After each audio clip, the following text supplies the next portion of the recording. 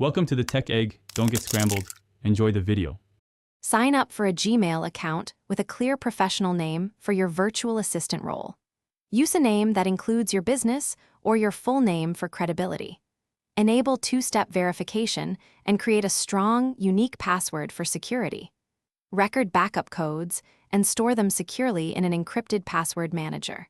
Set a recognizable signature and profile photo to build client trust and clarity. Add recovery phone and email to regain access quickly if needed.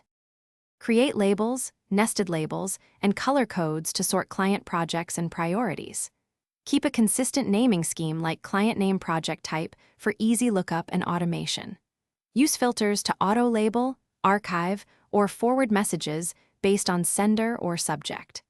Apply filters to route invoices to finance labels and meeting invites to calendar labels automatically. Enable canned responses and schedule send times to save time and maintain consistency. Test your filters and canned replies weekly to avoid. Connect Google Calendar, Drive, and Meet to centralize scheduling and file sharing. Share specific Drive folders with clients and set appropriate editor or viewer permissions. Use Google Workspace add-ons and Zapier to automate form responses and task creation. Create zaps that convert new emails into Trello cards or Asana tasks automatically. Set shared inbox rules and delegate access for collaborative client management and oversight. Review permission audits monthly and revoke unused access to maintain security and compliance.